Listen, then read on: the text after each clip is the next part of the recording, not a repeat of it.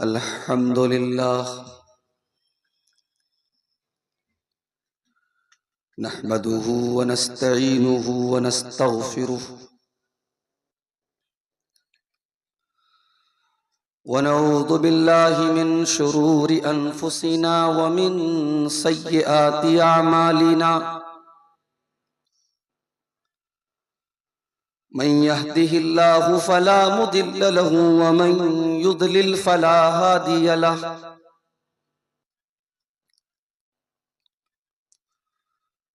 وأشهد أن لا إله إلا الله وحده لا شريك له وأشهد أن محمدًا عبده ورسوله يا أيها الذين آمنوا اتقوا الله حق تقاته ولا تموتن إلا وأنتم مسلمون يا أيها الناس اتقوا ربكم الذي خلقكم من نفس واحدة وخلق منها زوجها وبث منهما رجالا كثيرا ونساء واتقوا الله الذي تساءلون به والأرحام إن الله كان عليكم رقيبا يا أيها الذين آمنوا اتقوا الله وقولوا قولا سديدا يصلح لكم أعمالكم ويغفر لكم ذنوبكم ومن يطع الله ورسوله فقد فاز فوزا عظيما أما بعد فإن خير الحديث كتاب الله وخير الهدي هدي محمد صلى الله عليه وسلم وشر الأمور محدثاتها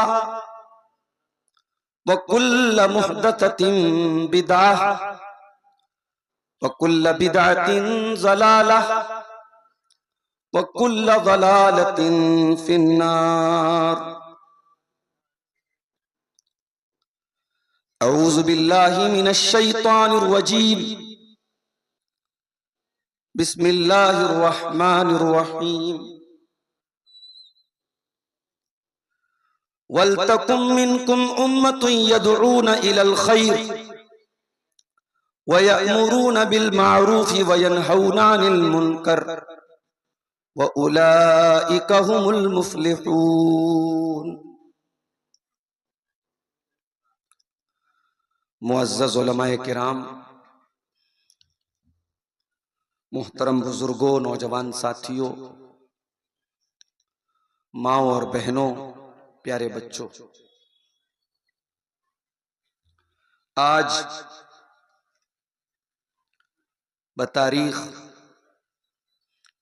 27 جون 2024 بروز جمعرات لکھن پور پاکڑ کی سرزمین پر یہ دینی پروگرام رکھا گیا۔ عام طور سے آپ کے علاقے میں پروگراموں کا سیزن جون اور جولائی کے مہینے میں نہیں ہوتا ہے، کیونکہ جون اور خاص طور سے جون کے آخر میں پروگرام بارش کے خطرے کی زد میں رہتے ہیں، اور اس بات کا ڈر ہوتا ہے، اندیشہ ہوتا ہے کہ کہیں بارش نہ ہو جائے۔ اور چونکہ پروگرام کی تیاریاں کافی پہلے سے ہوتی ہیں، اس لیے یہ رسک کوئی لینا نہیں چاہتا۔ یہ جاننے کے باوجود بہت اصرار کر کے آپ کے گاؤں کے نوجوانوں نے پروگرام کی تاریخ بھی طے کی اور مجھ سے اور دیگر علماء سے ٹائم بھی لیا، اور بڑا خوبصورت پروگرام ہم عشاء کی نماز کے بعد سے لے کر کے اب تک رات کے تقریباً 2:15 بج رہے ہیں، ہم نے اور آپ نے سماعت کیا۔ اس سے پہلے کہ میں تقریر شروع کروں، ابھی میری تقریر کے پہلے ڈاکٹر جابر صاحب کلکتہ کی سرزمین سے آپ کے بیچ میں آئے ہیں۔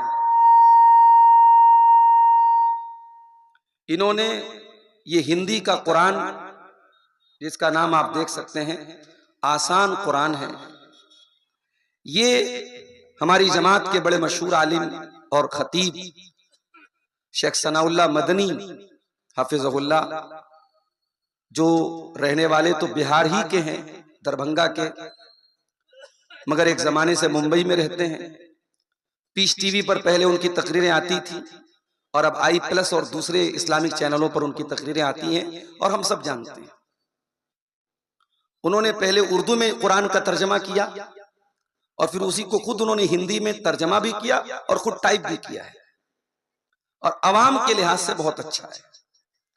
اس میں ترجمے کے ساتھ ساتھ بریکٹ میں جگہ جگہ جہاں ضرورت ہے وہاں تھوڑی سی ایکسپلینیشن بھی ہے، تفسیر بھی ہے، تو عوام کے بہت مطلب کا یہ قرآن کا ترجمہ ہے۔ میری آپ سے گزارش ہے کہ ضرور اس ترجمے کو آپ پڑھیں اور شیخ ثناء اللہ مدنی صاحب سے رابطہ کر لیں کہ قرآن کا ترجمہ کہاں ملے گا، اور شاید بنگلہ میں بھی اس کا ٹرانسلیشن ہو رہا ہے، تو دعا کیجیے اللہ تعالیٰ شیخ کی اس خدمت کو قبول کرے اور ہمیں اور آپ کو قرآن کریم کی تلاوت سے اور قریب ہونے کی توفیق عطا فرمائے، آمین۔ میرے بھائیوں، بقرعید کے 2 دن پہلے سے میں لگاتار پروگراموں میں بزی ہوں۔ بیچ میں بقرعید کا دن اور اس کے بعد کا ایک دن، 2 دن میں فری تھا، باقی دہلی بنارس کے آس پاس میں اور دور کے بھی سفر میں میں بزی تھا پروگراموں میں، اور ایک پروگرام میں گلا بیٹھ گیا میرا، اور اس دن سے لے کے ابھی تک گلا بیٹھا ہوا ہے۔ ڈاکٹروں سے رابطہ کیا تو انہوں نے کہا کہ آپ ریسٹ لے لیجیے۔ اب مسئلہ یہ ہے کہ پروگرام جہاں ٹائم دے چکا ہوں وہاں تو جانا ہے۔ آج کا یہ پروگرام لاسٹ ہے، اس کے بعد انشاءاللہ کم سے کم 1 ہفتہ آرام کرنے کا ارادہ ہے تاکہ گلے کو کچھ سکون ملے۔ گلا بیٹھا ہوا ہے اور اسی میں برابر تقریریں کر رہا ہوں۔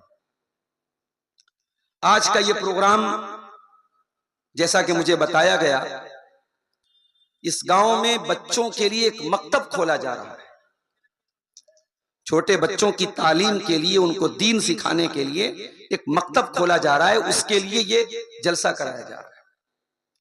بہت ہی مبارک قدم ہے اور بڑے خوش نصیب ہیں وہ لوگ جو اس مکتب کو کھول رہے ہیں، اور خوش نصیب ہم سب ہیں جنہوں نے اپنی اپنی حیثیت کے مطابق اس مکتب کے لیے تعاون کیا ہے۔ دعا کیجئے اللہ تعالیٰ اس گاؤں میں اس مکتب کے ذریعے دین کی بیداری پیدا فرما دے، اور گاؤں کے بچے کے اندر دینی تعلیم اور دینی شعور پیدا ہو جائے، اور اس گاؤں کے اندر اگر کوئی بگاڑ ہے، کوئی خرابی ہے، اللہ تبارک و تعالیٰ اس کی اصلاح فرما دے، آمین۔ میرے بھائیوں، میں نے آپ کے سامنے جو آیت کریمہ پڑھی ہے، یہ آیت سورہ آل عمران کی آیت ہے، اور اس آیت میں اللہ تعالیٰ نے مسلمانوں کے اندر ایک کمیونٹی، ایک سماج کے اندر ایک گروپ ایسا بھی ہونا چاہیے جو کچھ کام کرے۔ آئیے پہلے آیت کا ترجمہ دیکھتے ہیں، پھر بات کو آگے بڑھاتے ہیں۔ وَلْتَكُمْ مِنْكُمْ أُمَّةٌ يَدْعُونَ إِلَى الْخَيْرِ، اے مسلمانوں، تمہارے بیچ میں ایک جماعت ایسی بھی ہونی چاہیے، تمہارے بیچ میں ایک کمیونٹی ایسی بھی ہونی چاہیے، تمہارے بیچ میں کچھ لوگ ایسے بھی ہونے چاہیے، یدعون الی الخیر، جو لوگوں کو بھلائی کی دعوت دیں، اچھائی کی دعوت دیں، وَيَأْمُرُونَ بِالْمَعْرُوفِ، اور نیکیوں کا حکم دیں، وَيَنْحَوْنَ عَنِ الْمُنْکَرِ، اور برائیوں سے روکیں، وَأُولَئِكَ هُمُ الْمُفْلِحُونَ، اور ایسا کام کرنے والے لوگ ہی کامیاب ہیں۔ غور کیجئے، اللہ کہہ رہا ہے کہ ایک جماعت ایسی ہونی چاہیے جس کا یہ 3 کام ہو: بھلائی کی دعوت دے، نیکی کا حکم دے اور برائی سے روکے۔ اب ظاہر ہے یہ تینوں کام، اس میں محنت چاہیے، اس میں انرجی چاہیے، اس میں پیسہ چاہیے، اس میں وقت چاہیے۔ اب یہ کام کرے گا کون؟ یا ہر دور میں یہ کام کیا ہے کس نے؟ یہ کام کرتا ہے اور یہ کام کرے گا سماج کا وہ طبقہ جسے ہم نوجوان کہتے ہیں۔ سماج کے اندر نوجوانوں کی ایک جماعت ایسی ہونی چاہیے جس کا یہ تین کام ہو: بھلائی کی دعوت دینا، نیکی کا حکم دینا اور برائی سے روکنا۔ اور ظاہر ہے جو یہ تین کام کرے گا، وہ بھلائی کی دعوت دے رہا ہے تو پہلے خود بھی اپنے آپ کو نیک بنائے گا، تب تو بھلائی کی دعوت دے گا۔ وہ دوسروں کو نیکی کا حکم دے گا، پہلے خود نیک بنے گا۔ دوسروں کو برائی سے روکے گا، پہلے خود برائی سے بچے گا۔ اسی لیے اللہ تعالیٰ قرآن کے 25ویں پارے میں کیا کہتا ہے؟ وَمَنْ أَحْسَنُ قَوْلًا مِّمَّنْ دَعَا إِلَى اللَّهِ وَعَمِلَ صَالِحًا وَقَالَ إِنَّنِي مِنَ الْمُسْلِمِينَ۔ اس سے بہترین بات کس کی ہو سکتی ہے؟ اس سے اچھی بات کس کی ہو سکتی ہے؟ جو لوگوں کو اللہ کی دعوت دے اور نیک عمل کرے۔ اللہ کی طرف دعوت دے اور نیک عمل کرے۔ جو انسان خود برائیوں میں ڈوبا ہو وہ دوسروں کو کیا دعوت دے گا؟ جو خود بے نمازی ہو وہ نماز کی کیا دعوت دے گا؟ جو خود جس کا عقیدہ خراب ہو وہ دوسروں کے عقیدے کو کیا صحیح کرے گا؟ اللہ کہہ رہا ہے اس سے بہترین بات کس کی ہو سکتی ہے؟ جو لوگوں کو اللہ کی طرف دعوت دے، اس کا عمل اچھا ہو، وَقَالَ إِنَّنِي مِنَ الْمُسْلِمِينَ، اور وہ فخر سے کہے میں مسلمان ہوں۔ ابھی بالی ووڈ کی ایک ہیروئن کی شادی ہوئی ایک مسلمان لڑکے کے ساتھ۔ اب صاحب فیس بک کے اوپر، سوشل میڈیا کے اوپر ہمارے مسلمان نوجوان لڑکے بڑی خوشیاں منا رہے ہیں، یہ صاحب وہ فلاں ہیروئن کے ساتھ مسلمان لڑکے کی شادی ہو گئی۔ دوسری قوم کے لوگوں کو کا مذاق اڑانے کے لیے یا ان کو نیچا دکھانے کے لیے ہماری قوم کے نوجوان اس پر بڑی خوشی منا رہے ہیں، جبکہ ہم سب جانتے ہیں کہ بالی ووڈ میں جو یہ مسلمان جتنے کام کرتے ہیں یہ بس نام کے مسلمان ہوتے ہیں۔ ان کے ساتھ خان لگا ہے، ان کے ساتھ اقبال لگا ہے، ان کے ساتھ مسلم ٹائٹل لگا ہے، مگر ان کا کیریکٹر، ان کا کردار، ان کا عقیدہ کچھ بھی اسلامی نہیں ہوتا۔ ان کے گھر میں پوجا بھی ہو رہی ہے، ان کے گھر میں عید بھی منائی جا رہی ہے، یہ غیر اللہ کے در پہ سر بھی جھکانے والے ہیں، یہ ہاتھ بھی جوڑنے والے ہیں، یہ سب کچھ کرنے والے ہیں، اور ہم صاحب ان کے اوپر بڑا فخر کرتے ہیں، صاحب فلاں نے مسلمان لڑکے نے ایک ہیروئن کے ساتھ، ہندو اور غیر مسلم ہیروئن کے ساتھ شادی کر لی۔ قرآن کیا کہہ رہا ہے کہ نیکی کا حکم دینے والا اور اللہ کی طرف بلانے والا اپنے عقیدے پر ناز کرتا ہے اور کہتا ہے اننی من المسلمین، میں مسلمان ہوں۔ جس کو اپنے اسلام پر شرم آتی ہو، جس کو اپنی توحید پر شرم آتی ہو، جس کو اپنی ٹوپی اور اپنے داڑھی پر شرم آتی ہو، وہ کوئی اور کام کر لے، وہ اسلام کا کام نہیں کر سکتا۔ اسلام کا کام وہ کرے جس کو اپنی آئیڈینٹی، اپنی پہچان پر فخر ہو۔ میرے بھائی، بنارس سے میں اکثر پروگراموں میں 100-200 کلومیٹر دور جانا ہوتا ہے تو کچھ ٹیکسی والے ہیں، کار والے ہیں، ان سے بات کر کے کار لے کے جاتا ہوں۔ ایک دن ایک کار والے سے بات ہوئی کہ بھائی فلاں جگہ جانا ہے، اس نے ڈرائیور کا نمبر مجھ کو دیا کہ مولانا صاحب آپ ڈرائیور سے بات کر لیجئے، چلے چلے۔ ڈرائیور کا نمبر میں نے جب ڈائل کیا تو ٹرو کالر پر نام آیا شیرو۔ اب شیرو نام ایسا ہے کہ بھائی اس سے یہ تو نہیں لگتا کہ یہ مسلمان کا نام ہے۔ میں نے سوچا کہ ہوگا، ہو سکتا ہے کوئی غیر مسلم ہو۔ میں نے ڈرائیور سے بات کر لی، ہاں بھائی فلاں ٹائم پہ آ جاؤ، فلاں جگہ آ جاؤ، چلیں گے ہم لوگ ساتھ میں چلیں گے پروگرام میں۔ ڈرائیور آیا، جب میں نے دیکھا اس کے ہاتھ میں باقاعدہ اسٹیل کا بڑا سا کڑا بھی لگا پہنے ہوئے وہ۔ اب یہ کڑا جو ہے عام طور سے غیر مسلم ہی پہنتے، مسلمان تو نہیں پہنتے۔ تو میں نے اس سے اس انداز میں بات کی، میں یہ سمجھ کے بات کر رہا تھا کہ وہ غیر مسلم ہے۔ تو پھر بیچ میں کسی کا فون آیا تو اس نے سلام بھی کر دیا، السلام علیکم۔ میں نے کہا یار یہ کیسا غیر مسلم سلام بھی کر رہا ہے؟ تو اس نے کہا، میں نے پوچھا بھائی آپ کا نام کیا ہے؟ اس نے کہا میرا نام اسد ہے۔ تو میں نے کہا مسلمان ہے آپ؟ بولا ہاں میں مسلمان ہوں۔ تو میں نے کہا بھائی یہ کڑا وڑا کیسے کیوں پہنا ہے آپ نے؟ کہا کہ ارے مولوی صاحب ہمارا ٹریول کا کام ہے، اکثر غیر مسلم آتے ہیں اور بنارس ایک ایسی جگہ ہے درشن کرنے آتے ہیں تو تھوڑا سا مینٹین کر کے چلنا پڑتا ہے۔ مسلمان آج مینٹین کرنے کے لیے اپنی پہچان پر شرمندہ ہو رہا ہے، اسے اپنی داڑھی، اپنی مسلم شناخت، اپنی مسلم پہچان پر شرم آتی ہے۔ قرآن کیا کہہ رہا ہے؟ وَمَنْ أَحْسَنُ قَوْلًا مِّمَّنْ دَعَا إِلَى اللَّهِ، اس سے بہترین بات کس کی ہو سکتی ہے جو لوگوں کو اللہ کی دعوت دیتا ہو، وَعَمِلَ صَالِحًا، اور نیک عمل کرتا ہو، وَقَالَ إِنَّنِي مِنَ الْمُسْلِمِينَ، اور فخر کے ساتھ کہتا ہو کہ ہاں میں مسلمان ہوں۔ اپنے اسلام پر ناز کرو۔ اسلام کوئی شرمندہ ہونے کی چیز نہیں ہے، اسلام کوئی منہ چھپانے کی چیز نہیں، اسلام فخر کرنے کی چیز ہے میرے بھائی۔ اللہ کے کروڑوں بندوں میں اگر اللہ نے ہمیں مسلمان بنایا ہے تو یہ ہمارے لیے فخر کی بات ہے، اور شاید دنیا میں ہمیں اس کا احساس نہ ہو۔ کل قیامت کے دن جب اللہ کی عدالت میں فیصلہ ہوگا اور توحید والوں کو اور ایمان والوں کو جب اللہ جنت میں ڈالے گا تب شاید ہمیں اس ایمان کی اور اس توحید کی قدر معلوم۔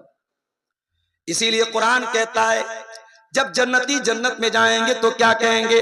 الحمدللہ الذی ہدانا لہذا وما کننا لنہتدی لولا ان ہدانا اللہ۔ اے اللہ تیرا شکر ہے، تو نے ہمیں ایمان کی دولت سے نوازا، تو نے ہم کو ہدایت کی دولت سے نوازا، اگر تو نے نہ نوازا ہوتا تو ہم تو ہدایت نہیں پا سکتے تھے۔ یہ ہدایت، یہ ایمان اللہ کی توفیق سے ملتا ہے میرے بھائی۔ ابراہیم علیہ السلام چاہ کر کے بھی اپنے بیٹے کو، اپنے باپ کو توحید نہیں دے سکے، ایمان کی دولت نہیں دے سکے۔ حضرت نوح علیہ السلام اپنے بیٹے کو چاہ کر کے بھی ایمان والا نہیں بنا سکے۔ حضرت لوط علیہ السلام اپنی بیوی کو چاہ کر کے بھی ایمان والا نہیں بنا سکے۔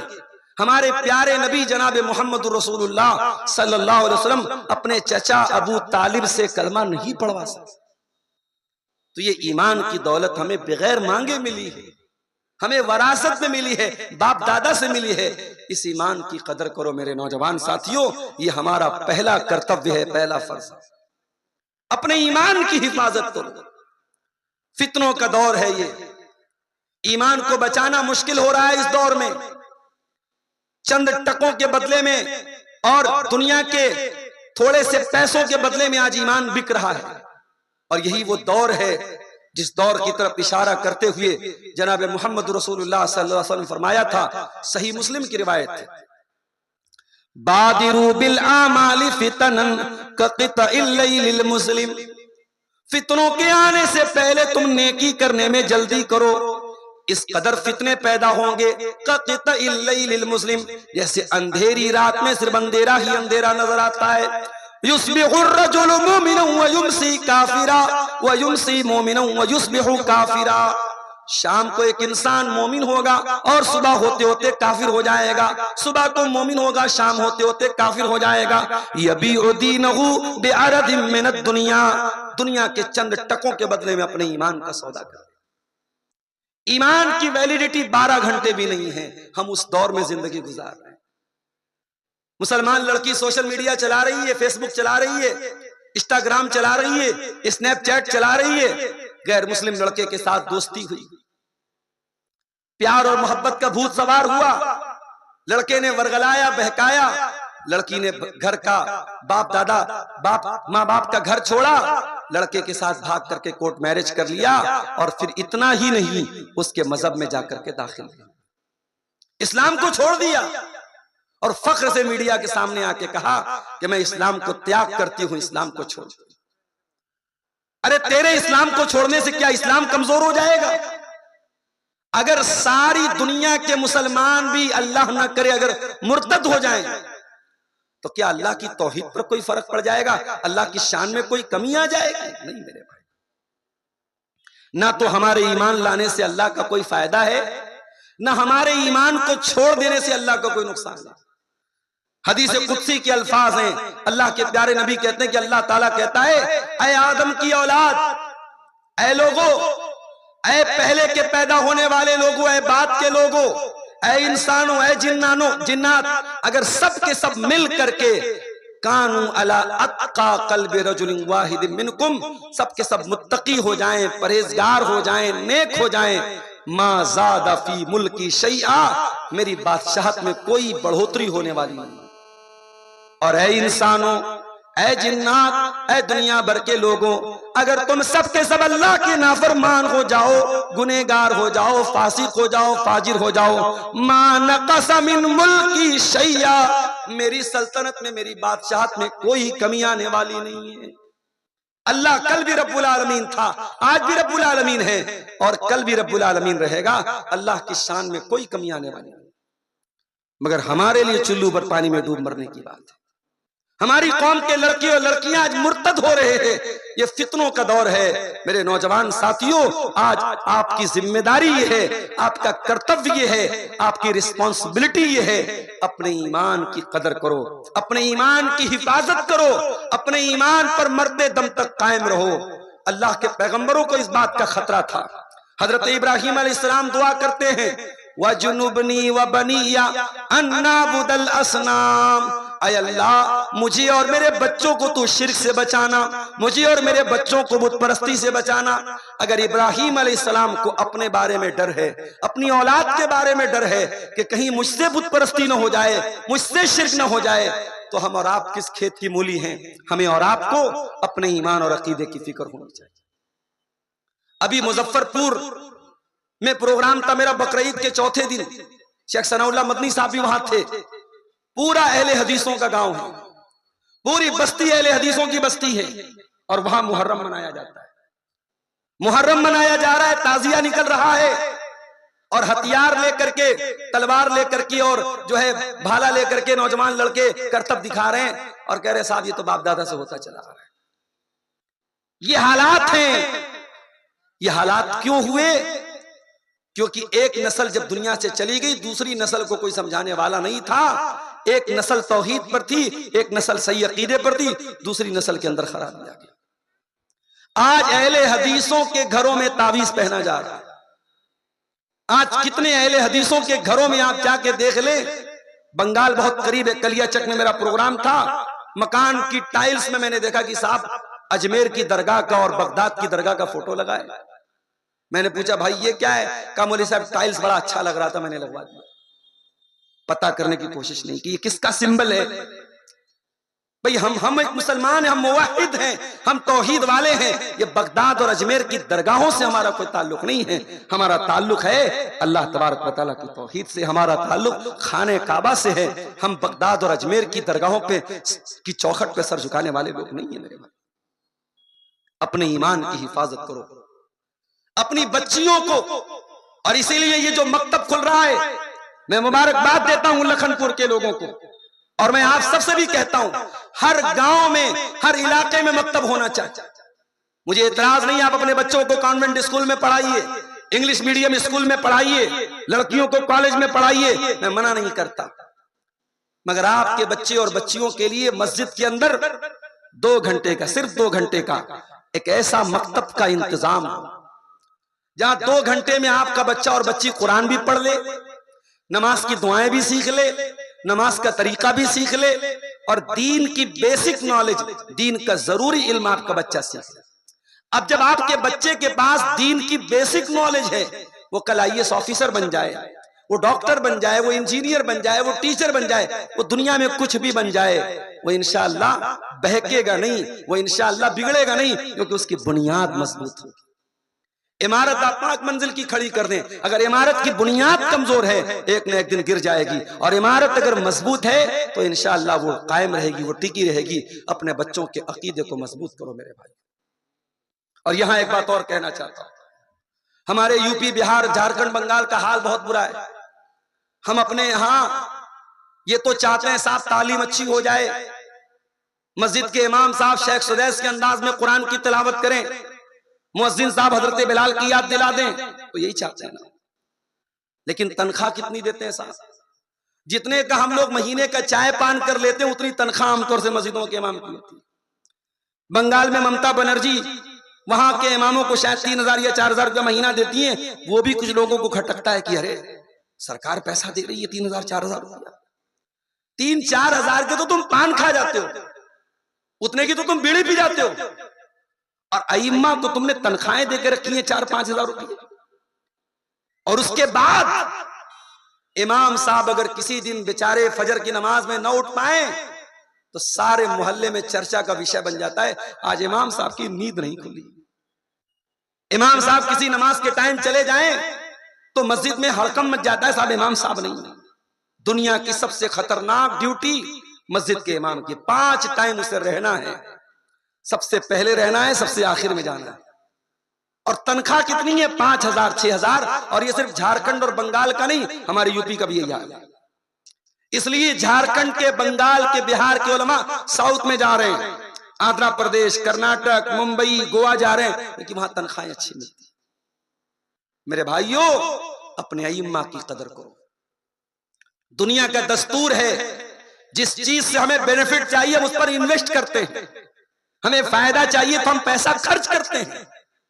ہم سائنس کے ٹیچر سے اپنے بچے کو ٹیوشن دلواتے ہیں، بہترین مہینہ دیتے ہیں۔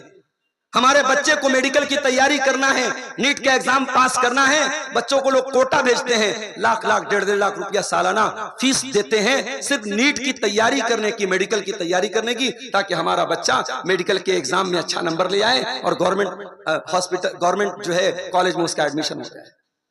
ہم دنیا کی تعلیم پر اتنا خرچ کرتے ہیں، اور ہم یہ بھی چاہتے ہیں ہمارا بچہ جو مکتب میں پڑھ رہا ہے اس کو اعلیٰ تعلیم مل جائے، مگر ہم اس پڑھانے والے مولوی کو ایک اچھی تنخواہ نہیں دے سکتے۔ میرے بھائیوں، ہمیں چلو بھر پانی میں ڈوب مرنا چاہیے۔ ہمیں اپنے ائمہ، کتنی مسجدوں کے ائمہ ایسے ہیں کہ ان کو رہنے کے لیے چھوٹی سی کوٹری دی گئی۔ اسی پاکڑ کے علاقے میں ایک مرتبہ پروگرام کرنے آیا، صبح سویرے قضاء حاجت کی بات آئی تو لوگوں نے کہا مولوی صاحب لوٹا لے لیجئے، میدان میں چلے۔ میں نے کہا بھیا میدان میں جانے کی میری عادت نہیں ہے، مسجد میں لیٹرین کا انتظام نہیں تھا۔ امام صاحب بھی بیچارے روز صبح لوٹا لے کے میدان جا رہے ہیں۔ اگلے سال فون آیا، مولوی صاحب آپ اس سال آپ آئیے، ہم لوگوں نے لیٹرین بنوا دیا ہے۔ بڑے فخر کے ساتھ انہوں نے کہا 2023-24 میں اگر آپ کی مسجد کے امام کے لیے آپ کے پاس رہنے کا ڈھنگ کا مکان نہیں ہے، اس کے لیے باتھ روم کا انتظام نہیں ہے، تو یقیناً ہمیں چلو بھر پانی میں ڈوب مرنا چاہیے۔ ہم چاہتے ہیں کہ صاحب ہم اپنے بیوی بچوں کے ساتھ رہیں، اور ہماری مسجدوں کے ائمہ وہ اکیلے رہتے ہیں، بیوی سے دور، بچوں سے دور، بچے بیچارے، باپ زندہ ہے بچے یتیم کی زندگی گزار رہے ہیں، شوہر زندہ ہے اور بیوی بیچاری بیوہ کی زندگی گزار رہی ہے۔ اور اس کے بعد جو امام بیوی سے 6 مہینہ دور رہتا ہے، اگر اس امام، ظاہر ہے وہ بھی جوان ہے، اس کے بھی جسم کے تقاضے ہیں، اس کے اندر بھی شہوت بڑھتی ہے، اس کا اگر قدم اللہ نہ کرے بہک جائے، کوئی غلط قدم اٹھا لے تو ساری قوم تھوکنے لگتے کہ صاحب یہ دیکھو مسجد کا امام ہو کر کے اور مولوی ہو کر کے اس نے اتنا گندا کام کر دیا۔ اس گندے کام کا سپورٹ نہیں کیا جا سکتا، مگر اس نے یہ گندا کام کیوں کیا، حالات اس اسٹیج پر کیوں آئے، کبھی اس پر آپ نے غور کیا ہے؟ مجھے شرم آتی ہے آج اکثر بڑے بڑے مدرسے جو انڈیا لیول کے مدرسے ہیں، ان مدرسوں میں بھی ٹیچروں کے لیے فیملی کوارٹر کا انتظام نہیں۔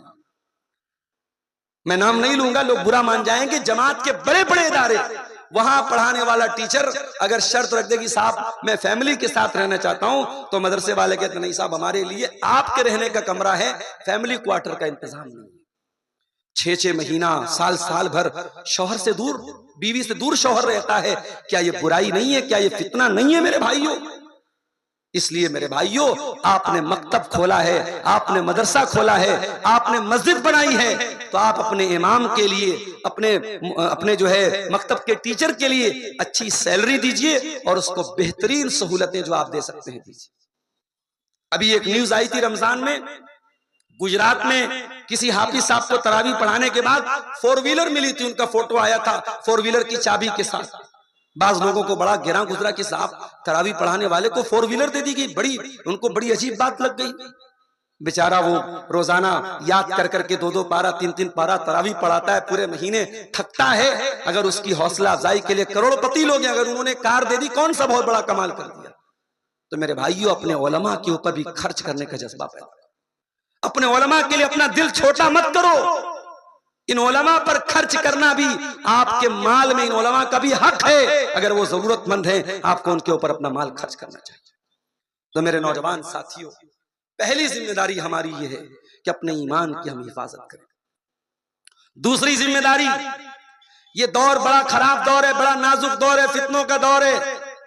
इंटरनेट पर आज तरह तरह के बोलने वाले और स्पीकर्स मौजूद हैं। कौन क्या कह रहा है, एक आम आदमी को नहीं पता।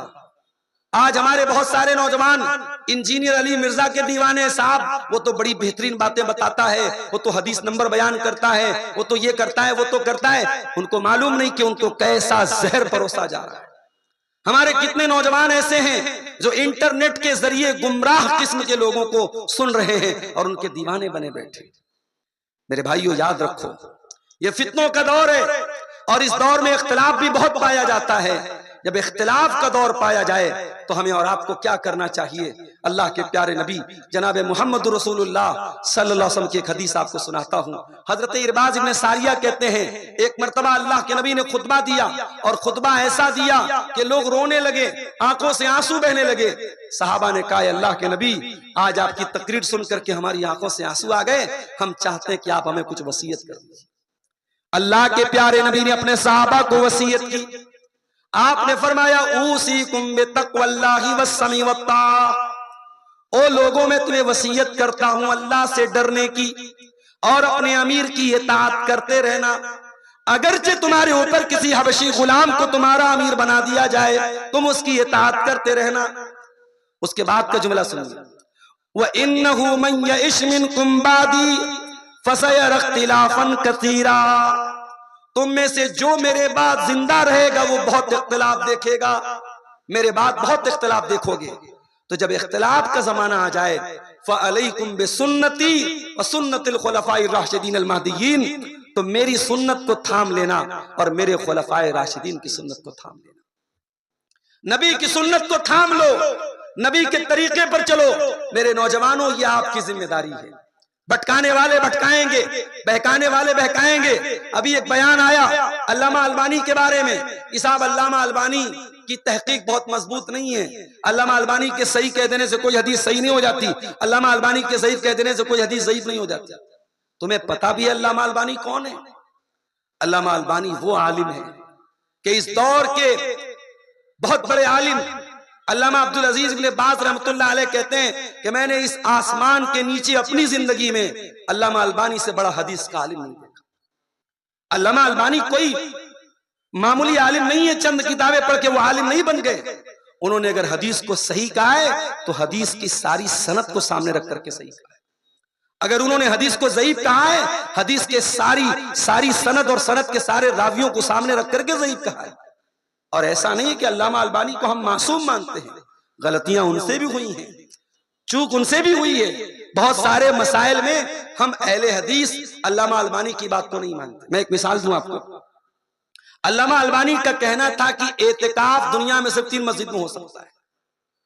दुनिया में एतिकाफ सिर्फ 3 मस्जिद में हो सकता है, एक खाने काबा में, मस्जिद हराम में, एक मस्जिद नबवी में और एक बैतुल मुकद्दस में, मस्जिद अक्सा में। सिर्फ 3 मस्जिदों में एतिकाफ हो सकता है। उनकी दलील क्या थी? दलील है अल्लाह के रसूल की हदीस, ला एतिकाफ इल्ला फी सलासत मसाजिद, कि एतिकाफ नहीं करना है मगर 3 मस्जिद। और हदीस सही है। लेकिन हम अहले हदीस अल्लामा अलबानी की इस बात से मुत्तफिक नहीं है। हम ये मानते हैं कि जिस मस्जिद में जुमा की नमाज हो रही है, जमात की नमाज हो रही है, उसमें एतिकाफ हो सकता है। और इस हदीस का मतलब क्या है? इस हदीस का मतलब यह है कि जो सवाब इन 3 मस्जिदों में एतिकाफ का मिलेगा वो किसी और मस्जिद में नहीं मिलेगा।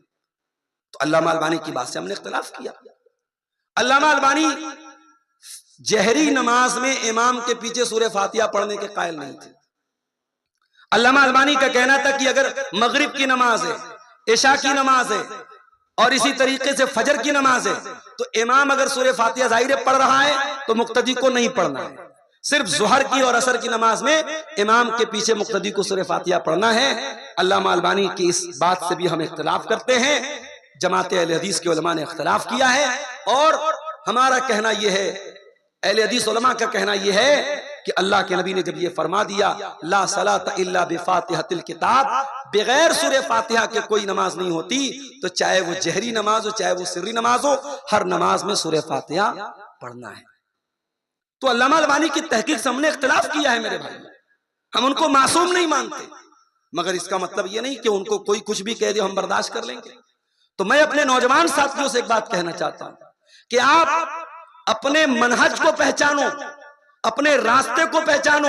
یہ جو سنت کا راستہ ہے، یہ جو اہل حدیث کا راستہ ہے، یہ جو صحابہ کا راستہ ہے، ہمیں اسی راستے پر قائم رہنا ہے۔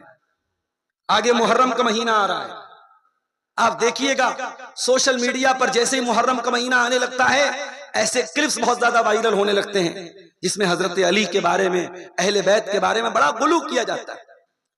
تو بعض لوگوں کو لگتا ہے صاحب اہل حدیث لوگ حضرت علی کو نہیں مانتے، اہل حدیث لوگ اہل بیت کو نہیں مانتے۔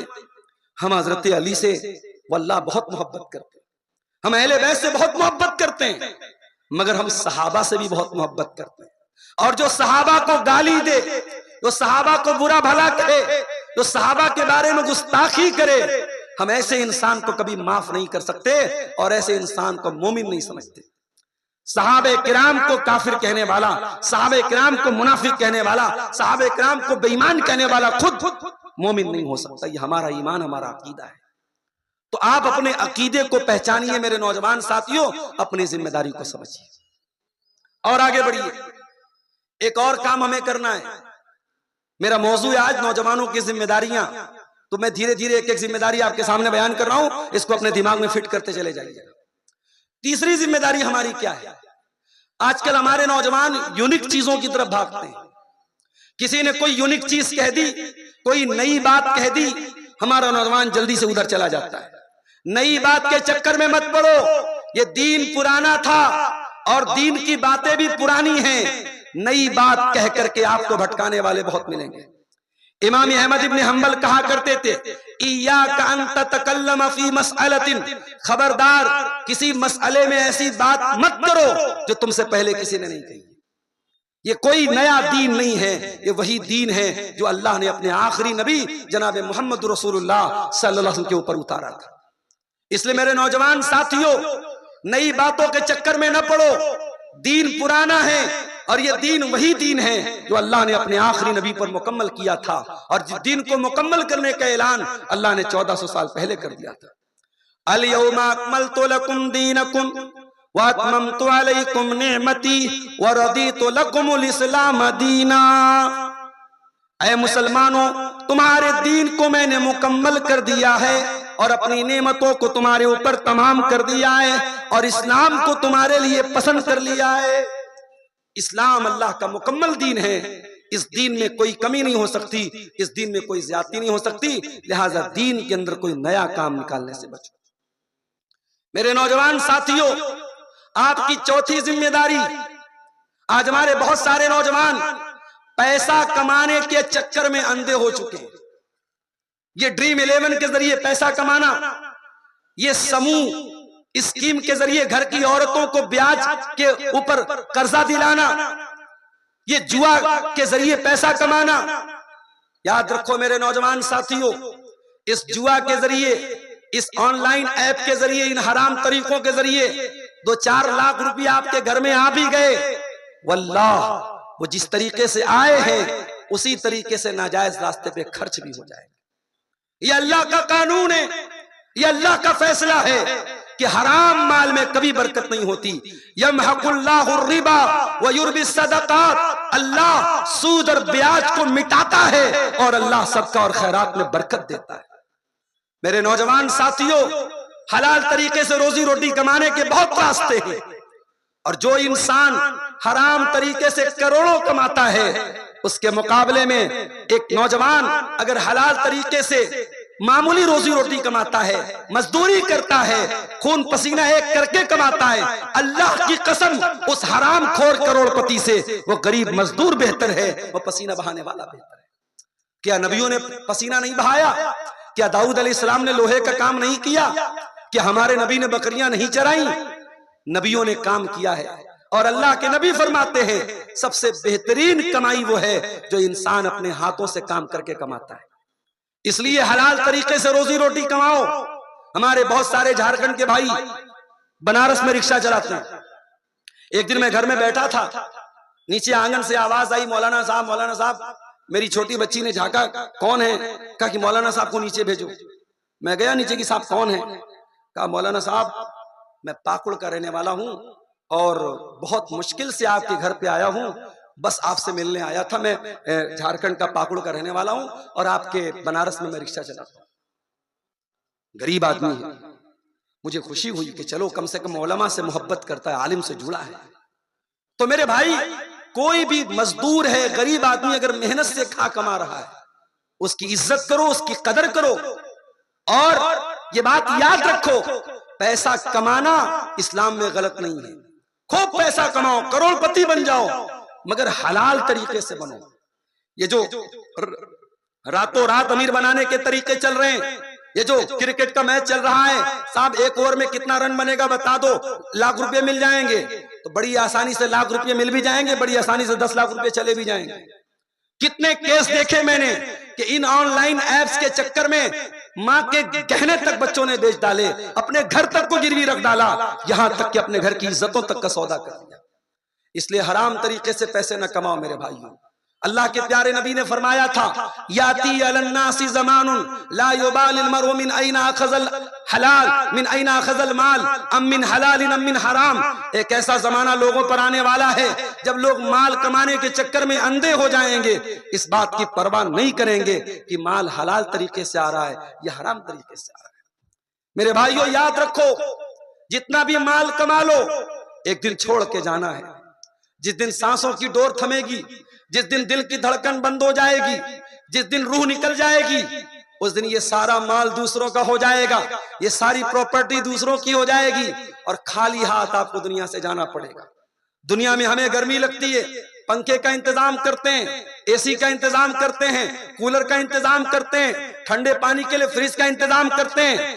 قبر کی تاریکی میں اس 2 گز زمین کے اندر جہاں نہ روشنی ہوگی، نہ اجالا ہوگا، نہ بیٹا باپ کے کام آئے گا، نہ باپ بیٹے کے کام آئے گا۔ کبھی سوچو میرے بھائیوں، کبھی غور کرو، اس قبر میں ہمیں کون گرمی سے بچائے گا؟ اس قبر میں کون روشنی دے گا؟ اس قبر میں آپ کا مال آپ کے کام نہیں آئے گا، اس قبر میں آپ کے بچے آپ کے کام نہیں آئیں گے، اس قبر کی تاریکی میں آپ کی نیکی، آپ کا عمل، آپ کا ایمان، آپ کا عقیدہ کام آئے گا۔ اس لیے میرے بھائیوں، مال کماؤ لیکن مال کمانے کے چکر میں اندھے مت بن جاؤ، اس لیے کہ ہم نہیں جانتے ہمیں موت کب آئے گی۔ دلی کے 4 یوٹیوبر جن کا YouTube channel round to world, کروڑوں سبسکرائبر ہیں، لاکھوں روپیہ مہینہ کمانے والے 4 یوٹیوبر دلی سے سیر کرنے کے لیے کار سے نکلے، کار کا ایکسیڈنٹ ہوا اور 4 یوٹیوبر چاروں کے چاروں زخمی ہوئے اور ایک یوٹیوبر آن دا اسپاٹ انتقال کر گیا۔ چاروں مسلمان لڑکے، کروڑوں سبسکرائبر، لاکھوں چاہنے والے، لاکھوں مہینے کا کمانے والے، سیر و تفریح کرنے کے لیے، گھومنے پھرنے کے لیے نکلے ہیں۔ اور یہ بھی سن لو، ان کے یوٹیوب چینل پر کوئی تقریر نہیں ہے، کوئی اسلامک کنٹینٹ نہیں ہے، ہنسی مذاق کا کنٹینٹ ہے۔ لوگوں کو ہنسانے کے لیے کبھی جھوٹ بول رہے ہیں، کبھی ناچ رہے ہیں، کبھی گا رہے ہیں، یہ ان کا کنٹینٹ ہے۔ اور موت آ گئی اور ایک ایکسیڈنٹ میں ان 4 یوٹیوبرز میں سے ایک یوٹیوبر اللہ کو پیارا ہو گیا۔ حالانکہ پہلے نیوز آئی تھی کہ 4 لوگ مر گئے، لیکن بعد میں پتہ لگا کہ ایک مرا تھا، 3 بچ گئے۔ ہم نہیں جانتے میرے بھائی کون سا ایکسیڈنٹ ہماری زندگی کو ختم کر دے، ہم نہیں جانتے۔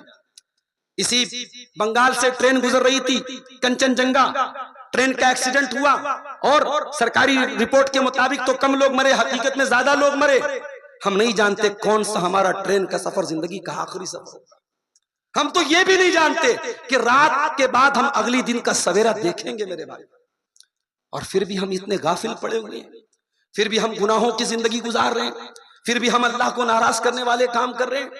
آج ہمارے کتنے نوجوان ہیں، ان کی زندگی میں ٹائم کی کوئی قدر نہیں، دن رات موبائل پر فضول چیزیں، ناچ گانے دیکھنے میں، گندی چیزیں دیکھنے میں وہ گزار رہے ہیں۔ میرے نوجوان ساتھیوں، یہ ٹائم، یہ وقت آپ کا کیپٹل ہے، آپ کی پونجی ہے۔ اگر اس کیپٹل کو آپ نے نہیں سنبھالا تو آپ بہت بڑے گھاٹے میں پڑ جائیں گے۔ قرآن کریم میں اللہ تعالیٰ زمانے کی قسم کھاتا ہے اور کہتا ہے والعصر ان الانسان لفی خسر، قسم ہے زمانے کی، بے شک انسان گھاٹے میں ہے، الا الذین آمنوا وعملوا الصالحات وتواصوا بالحق وتواصوا بالصبر، صرف چار طریقے کے لوگ ایسے ہیں جن کے اندر چار چیزیں پائی جائیں وہ گھاٹے میں نہیں ہیں، جو ایمان والے ہیں، جو نیک عمل کرنے والے ہیں، جو حق کی وصیت کرنے والے ہیں، جو صبر کی وصیت کرنے والے ہیں۔ ایک تابعی کہتے ہیں کہ میں نے اس سورت کریمہ کا مطلب ایک برف بیچنے والے سے سمجھا۔ ایک آدمی برف بیچ رہا تھا، صبح برف لے کے نکلا، دوپہر ہو گئی، کسٹمر نہیں آ رہے، خریدار نہیں آ رہے، اور برف بڑی تیزی سے پگھل رہی ہے۔ تو وہ برف بیچنے والا کہنے لگا، چلانے لگا کہ اے لوگوں، میرے برف کو خرید لو، اس کے پہلے کہ میرا کیپٹل ڈوب جائے، میری پونجی گل جائے، میرا برف پگھل جائے، میرا برف خرید لو۔ میرے نوجوان ساتھیوں، جس طریقے سے برف دھیرے دھیرے پگھلتی ہے، ہماری زندگی بھی برف کی طرح گل رہی ہے۔ زندگی کا ہر ایک دن، ہر نیا سال ہماری زندگی سے ایک دن کو کم کر رہا ہے۔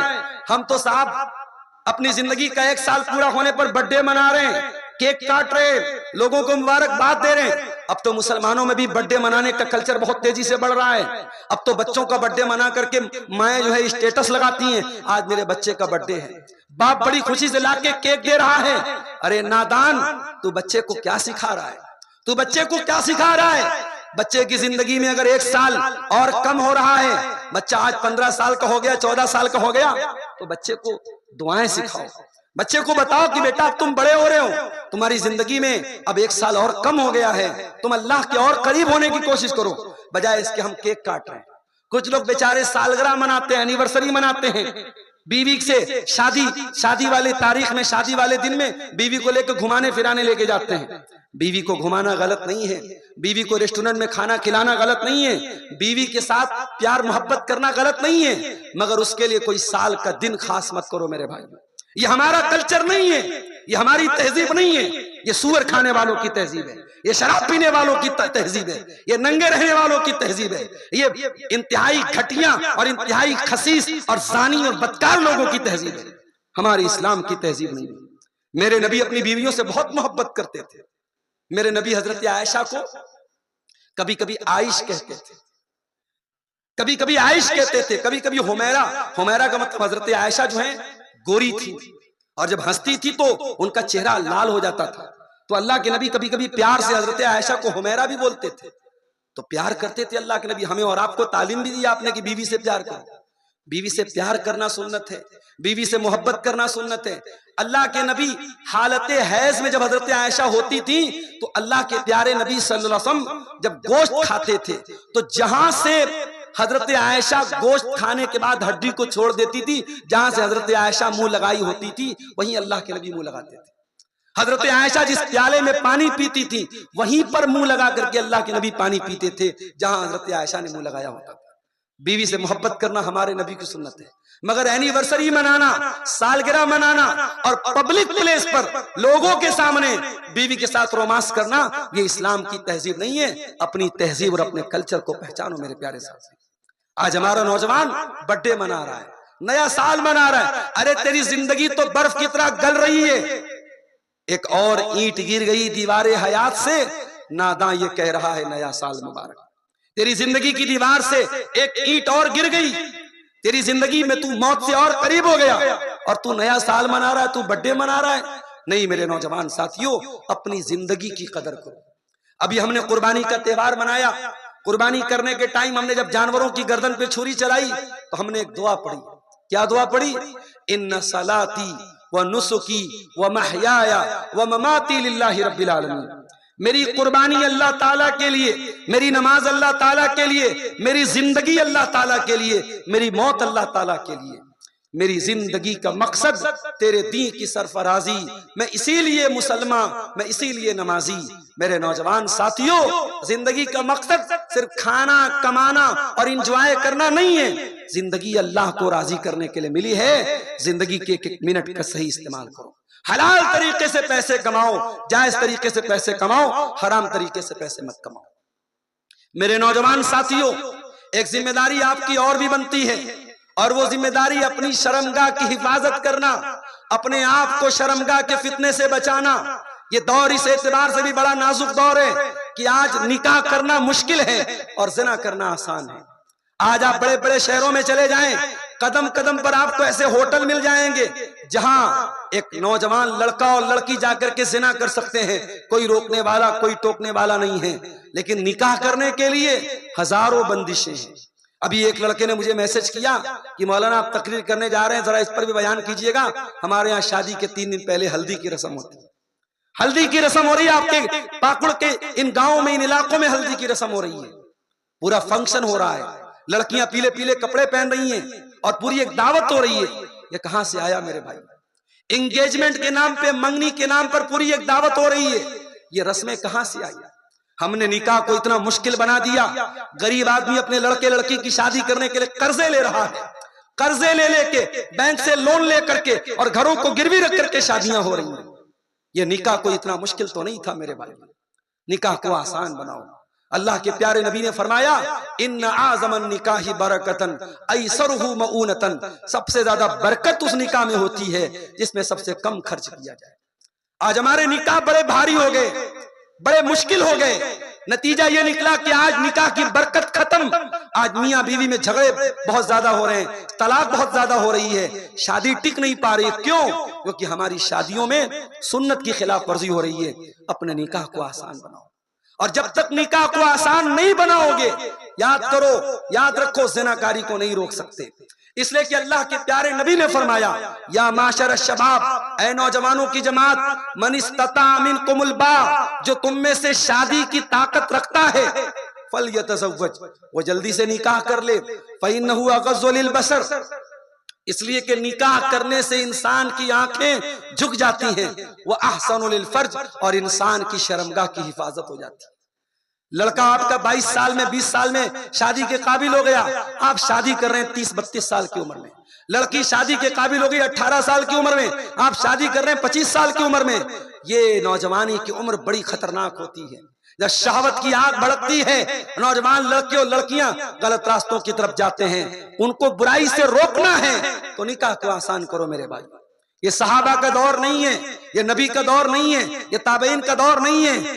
آج کے دور میں پردہ بہت کم ہو رہا ہے, بدکاری زیادہ ہو رہی ہے, بے پردگی زیادہ ہو رہی ہے, نگاہوں پر کنٹرول بہت کم ہو گیا ہے. ایسے دور میں تو ہمیں اور زیادہ نکاح کو آسان کرنے کی ضرورت ہے, اور ہم برابر نکاح کو مشکل کر رہے ہیں. میرے نوجوان ساتھیوں, اپنی شرمگاہ کی حفاظت کرو.